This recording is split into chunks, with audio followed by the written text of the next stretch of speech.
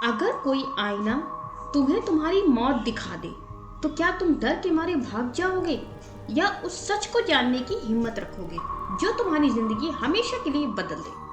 Hello my story lovers, welcome back to a new story. तो आज की story है राजा के काले आईने की स्टोरी। तो चलिए चलते हैं उस किले में और देखते हैं राजा का काला आईना आज हमें क्या दिखाता है। रेगिस्तान की तपती रेत के बीच पत्थरों से बना एक उजड़ा हुआ किला जो आज भी खड़ा है, वो है भैरवगढ़। स्थानीय लोग कहते हैं यह किला खंडहर नहीं, एक जीवित श्राप है।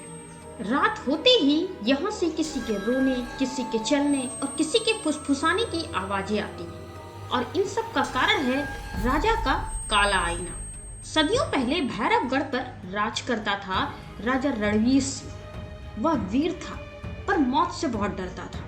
कहा जाता है कि एक रात राजा ने अपने गुप्त कक्ष में उस काले आईने में झांका।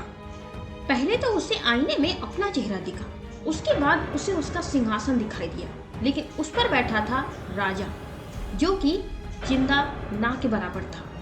उसे बहुत अधिक चोटें लगी थी और ऐसा लग रहा था तुरंत वो मर जाएगा, और राजा तुरंत ही मर गया।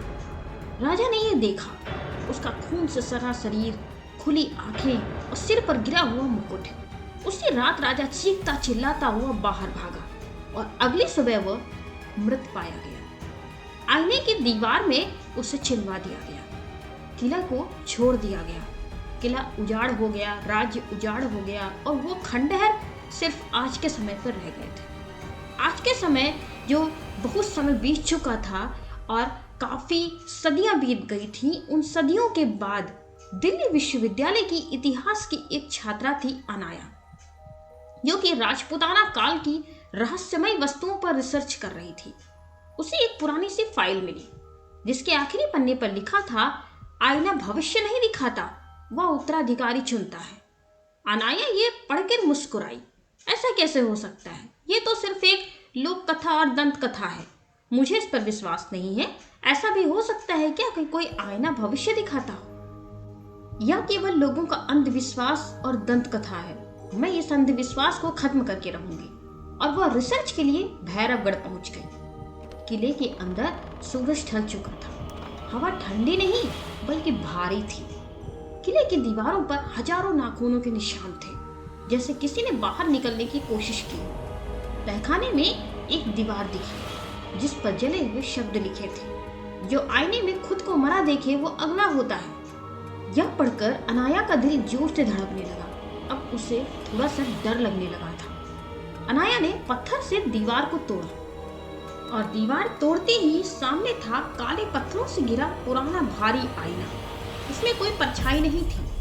अनाया ने जैसे ही आईने में देखा, उसने खुद को देखा कि वो जमीन पर गिरी पड़ी है, उसके गर्दन से खून बहता हुआ। वो डर के मारे चिल्लाई, पीछे हटी, लेकिन आईने से आवाज आई, राजा मरा नहीं था, राजा बदला गया था। आईना कोई साधारण वस्तु नहीं है, वह था आत्मा स्थानांतरण का द्वार।